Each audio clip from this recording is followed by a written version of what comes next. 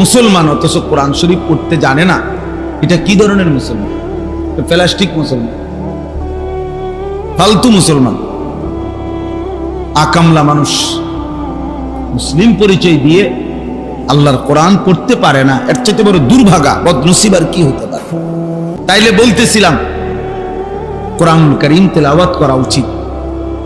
জওয়ান বলেন, বৃদ্ধ বলেন, স্কুল পড়ুয়া বলেন, কলেজ পড়ুয়া বলেন, মুসলমান মাত্রই আল্লাহর কোরআন শেখা উচিত। মুসলমান অথচ কোরআন শরীফ পড়তে জানে না, এটা কি ধরনের মুসলমান? প্লাস্টিক মুসলমান, ফালতু মুসলমান, আকামলা মানুষ। মুসলিম পরিচয় দিয়ে আল্লাহর কোরআন পড়তে পারে না, এর চাইতে বড় দুর্ভাগা বদনসিব আর কি হতে পারে? যে মালিক আমাকে সৃষ্টি করেছেন, যিনি আমাকে চোখ দিয়েছেন, যিনি আমাকে জিহ্বা দিয়েছেন, যার ইচ্ছায় আমি কথা বলি, যার ইচ্ছায় আমি দেখি, সেই আল্লাহ তাআলার কালাম তার দেওয়া চোখে আমি দেখেও পড়তে পারি না, জবান দিয়ে পড়তে পারি না। তাহলে এই জিহ্বার অর্থ কি? এই চোখের লাভ কি? সার্থকতা কি? আপনারা আশ্চর্য হবেন, আরবরা যারা আরবি ভাষী যুগ যুগ ধরে পূর্বে জামানা থেকে, তারা আরবি ভাষায় যে কথা বলতে পারে না, অন্য ভাষায় কথা বলে, হেরা ওদেরকে বোবা বলে। আরবরা, বুঝেন নাই? এরা বলে যে ওরা কথাই জানে, এই জন্য আজমি বলে। আজম শব্দের অর্থ কি? বোবা। জানেন, আরবি আজমি কয় না, আমরা আজমি কয়, মানে অনারব যারা, আরবি ভাষা না যাদের জবান, বলে আজমি। আজম মানে বোবা, অর্থাৎ তারা আমগো বা অন্য ভাষাটাকে ভাষাই মনে করে।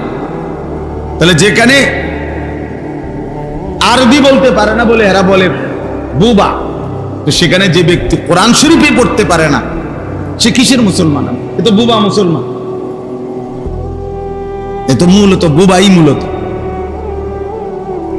আসলেই বোবা। বাস্তবিক অর্থেই আমার দৃষ্টিতে কোরআন শরীফ দেখেও যে সহি শুদ্ধ পড়তে পারে না, আমার কাছে তারে বোবাই মনে হয়। কারণ দুনিয়া উপার্জন কথা না বলতে পারলেও সম্ভব ছিল, দুনিয়া ভোগ করতে পারত। কারণ এটার প্রমাণ কি? ওই প্রমাণ হলো বাস্তবিক অর্থেই যারা বোবা তারা তো দুনিয়া ভোগ করে। বুঝেন নাই? মানে বাস্তবিকে কিছু বোবা মানুষ আছে না, যারা আসলেই কথা কইতে জানে না, তো হে কি ভাত খায় না, হে ঘুম যায় না, হে পেশাব পায়খানা করে না, হের যৌন চাহিদা পূরণ হয় না, তো বোবা মানুষও তো বিয়া করে, বোবা মানুষেরও তো বাচ্চা কাচ্চা হয়, বোবা মানুষেরও তো বিল্ডিং হয়, তো বোবা মানুষও তো আয় রোজগার করে। তো তাহলে কি সমস্যা হয়েছে? দুনিয়া ইনকাম করতে, দুনিয়া ভোগ করতে তার অসুবিধা কি হয়েছে? বলেন না কেন? তার সমস্যা কি হয়েছে বলেন তো? সে তো দুনিয়া ভোগ করছে, তাহলে তো বোঝা গেল কথা না বলেও কি বলা যাইতো, দুনিয়া ভোগ করা যেত। তাহলে কথা বলার সার্থকতাই তো কি? আল্লাহ তাআলা জবানে কথা বলার যোগ্যতাই দিয়েছেন এক নম্বরে আল্লাহর কালাম পড়ার জন্য। এই যে এটার প্রমাণ কি? প্রমাণ সূরা আর রহমান। সূরা আর রহমানের মধ্যে আল্লাহ বলছে, আর রহমান আল্লামাল কোরআন। রহমান মানে আল্লাহ, রহমান তো আল্লাহর নাম না। আল্লামাল কোরআন, যিনি কোরআন শিখিয়েছেন। এরপরে আল্লাহ বলে খালাকাল ইনসান, যিনি মানুষকে সৃষ্টি করেছেন। আল্লামাহুল বায়ান, এবং সেই মানুষকে কথা বলার যোগ্যতা দিয়েছেন। যিনি মানুষকে সৃষ্টি করেছেন, কথা বলার যোগ্যতা দিয়েছেন, এর আগে বলছে যিনি কোরআন শিখিয়েছেন। তাহলে অর্থ হলো, তাফসীরের মধ্যে লিখছে, আরবি ভাষার একটা নিয়ম, এটা বাংলা ভাষাতেও আছে, অর্থাৎ মানুষ যে কথায় গুরুত্ব দিতে চায় সে কথা প্রথম বলে।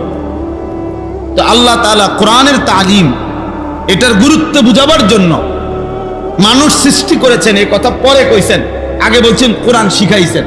অথচ স্বাভাবিক চিন্তা করলে আপনিও বুঝবেন, কথার সিরিয়াল হবে আগে মানুষকে সৃষ্টি করেছেন, কথা বলার যোগ্যতা দিয়েছেন, এরপরে না কোরআন শিখাইবেন। মানুষ না বানাইয়া কোরআন পড়াবো কারে? বুঝেন না কথা? তা অথচ আল্লাহ বললেন কি? আর রহমান আল্লামাল কোরআন। আল্লাহ যিনি কোরআন শিখিয়েছেন, খালাকাল ইনসান যিনি মানুষ সৃষ্টি করেছেন। তো আগে কোরআন শরীফ শিখাইয়া এরপরে মানুষকে বানাইছে। বুঝেন নাই কথা? এরপরে নি মানুষকে বানাইছে। মানুষের সৃষ্টি যদি না হয় তো কোরআন শিখাইব কেমন? এবারে মানুষ তো হইতেইব আগে। তাহলে হিসাবে তো দরকার ছিল আগে কথা বলা যে আর রহমান খালাকাল ইনসান আল্লামাল কোরআন। আল্লাহ রহমান, যিনি মানুষকে সৃষ্টি করেছেন এবং যিনি কোরআন শিখিয়েছেন। তাহলে এটা পরে বলা দরকার ছিল না, কিন্তু আল্লাহ এটা আগে বলছেন। অর্থ হইল আল্লাহ তাআলা এটাকে হসর বলে, অর্থাৎ গুরুত্বের জন্য, তাকিদের জন্য আল্লাহ বুঝাইতে চাইছেন যেন যে শুনো, মানুষকে আমি সৃষ্টি করেছি কোরআনুল কারীমের শিখার জন্য। তাহলে এই জবানের উদ্দেশ্যই কোরআন পড়া, এই চোখের উদ্দেশ্যই আল্লাহর কালাম দেখা। সেটাই দেখলেন না।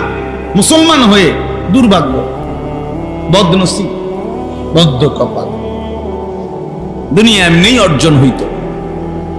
আল্লাহ আমাদেরকে বুঝার তৌফিক দান করেন।